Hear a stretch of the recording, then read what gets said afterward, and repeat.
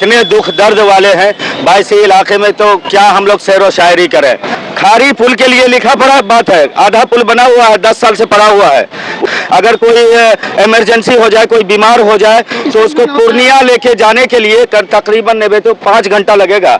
जो जीत जाते हैं वो ध्यान नहीं देते हैं। क्या हम अब आज तक हम तो वोट दिए कि हमको पिछड़ा से उठाया जाएगा, लेकिन अभी ऐसा हुआ है हमारे साथ कि पिछड़ा को पिछड़े ही में छोड़ दिया जाए। 6-7 सालों में किसी नेता को भी नहीं सूझा, नहीं दिखा कि सड़क की कोई मरम्मत का काम किया जाए। डॉक्टर जावेद आलम साहब, क्या सवाल पूछेंगे उनसे?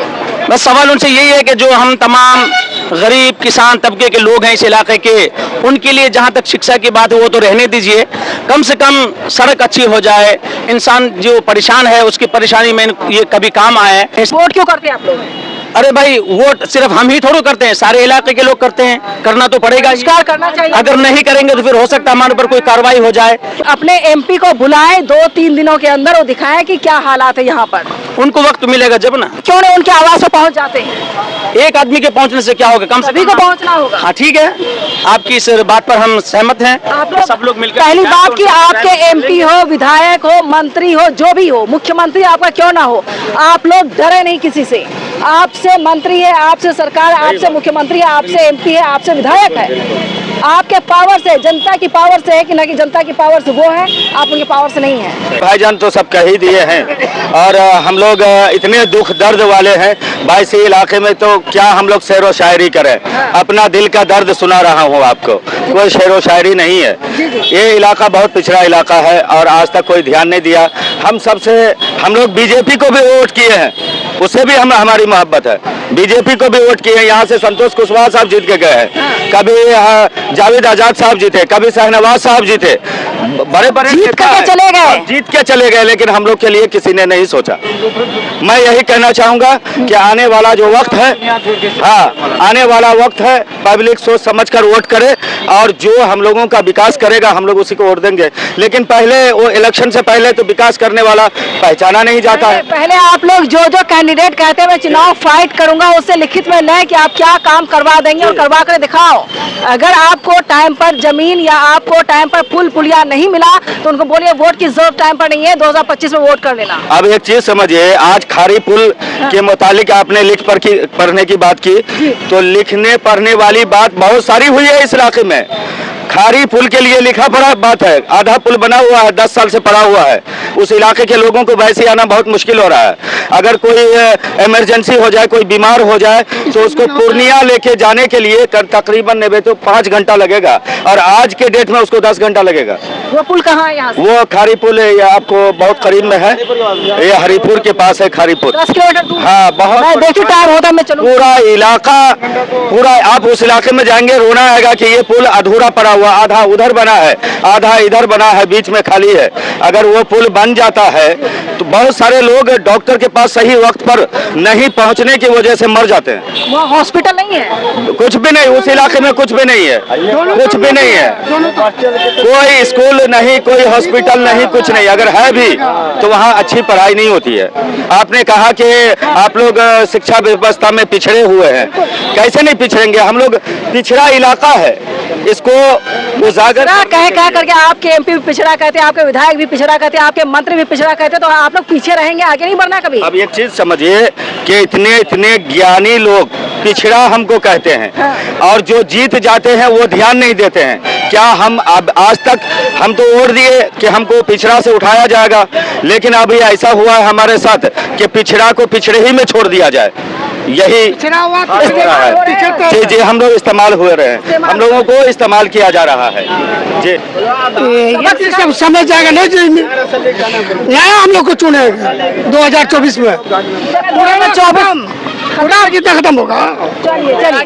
बोलिए। देखिए मैडम, ऐसी बात है कि आज ये 2023 जो है ख़त्म होने वाला है। 2017 में जो विनाशकारी सैलाब आया था, डंगरा घाट से लेकर के हमारा दुखुआ चौक इसी 22 अनुमंडल के तहत पड़ता है। सड़कें बिल्कुल टूट फूट के बर्बाद हो चुकी है। अच्छा आदमी भी चले तो बीमार हो जाएगा, लेकिन इन 6-7 सालों में किसी नेता को भी नहीं सूझा, नहीं दिखा कि सड़क की कोई मरम्मत का काम किया जाए। और अभी सैलाब आया हुआ है, मेरा घर है नवाबगंज पोखरिया नर्सरी के पास, सिर्फ 6 अंगुल बाकी हमारे असरा में पानी जाने के लिए। उस रहा ना जिसमें चूल्हा अभी से अभी मैं बच्ची को यहाँ इम्तिहान दिलाने के लिए आया हूँ, घर जाकर के आया हूँ कि घर के क्या हाल है, लेकिन किसी भी नेता ने आज तक झांक करके नहीं देखा, तकलीफ नहीं हुई किसी को कि जाकर के किसी का हाल चाल पूछे।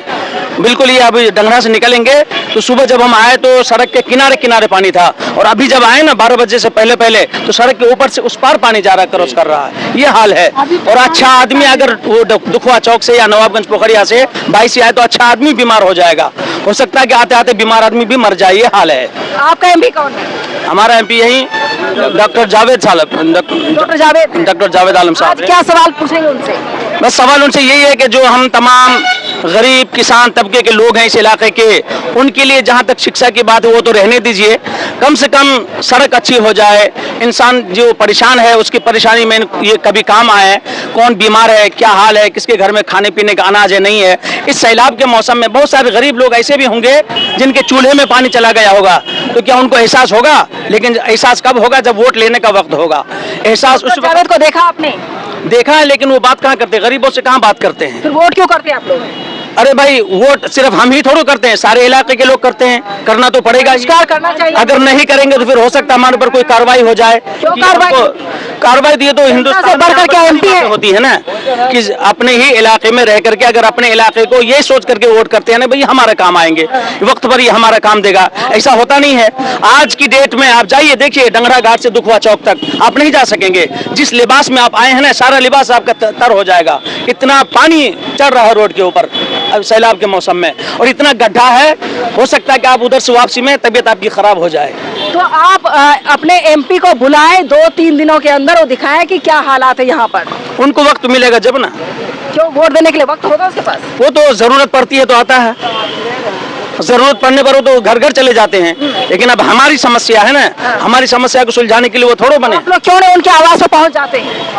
एक आदमी के पहुंचने से क्या होगा, कम सभी को पहुंचना होगा। हाँ ठीक है, आपकी इस बात पर हम सहमत हैं। आप लोग सब लोग मिलकर पहली बात कि आपके एमपी हो, विधायक हो, मंत्री हो, जो भी हो, मुख्यमंत्री आपका क्यों ना हो, आप लोग डरे नहीं किसी से। आपसे मंत्री है, आपसे सरकार, आपसे मुख्यमंत्री है, आपसे एमपी है, आपसे विधायक है। आपके पावर से, जनता की पावर से है कि ना कि जनता की पावर से वो है, आप उनके पावर से नहीं है। आपकी ताकत भारी है यहाँ पर, इसके बावजूद अगर सवाल नहीं पूछते तो गलती आप लोगों की भी है। बिल्कुल हमारी गलती है ही, हम कमजोर हैं इसलिए हमारी गलती है। तो ये कमजोरी कब तक दिखाते रहेंगे आप लोग? देखिए एक वक्त ऐसा आएगा कि कमजोरी खत्म हो जाएगी, फिर हाथ में वो कमजोरी खत्म नहीं होगी, सवाल पूछने के लिए आना चाहिए। आप क्यों नहीं आते? बाहर आ गए यहाँ पर, कई सारे सवाल पूछे भी गए उनसे। क्या जवाब? जैसे कि अभी हमारे भाई साहब चाचा साहब ने खारी पुल के बारे में बताया, 10 साल पहले की बात आपको सुनाई है इन्होंने, तो क्या इस 10 साल में उनको दिखा नहीं? 10 साल में उनको दिखाई नहीं दे कि खारी पुल आधा इधर आधा उधर रह गया है, आने वाले लोग कैसे आएंगे? पुल यहाँ से कितनी दूरी पर होता है? यहाँ से तकरीबन 5 किलोमीटर दूरी पर। 5 किलोमीटर? 5 ज्यादा नहीं है। चलिए मैं वहीं चलती हूँ आज। इंशाल्लाह चलिए, जरूर। जनता सवाल पूछ रही है कि आखिर किशनगंज के विधायक लापता कहाँ है, किशनगंज के विधायक के साथ साथ यहाँ के सांसद साहब कहाँ लापता है, जावेद साहब को किसी ने देखा नहीं है, तो क्या सिर्फ वोट के लिए इन मुसलमानों का इस्तेमाल करते हैं, जिस वजह से लोग परेशान हैं, न शिक्षा है, न तालीम है, न घर है, न घाट है। मैं लगातार किशनगंज को कवर करूंगी जब तक कि कुल जवाब नहीं मिल पाता है डॉक्टर जावेद से।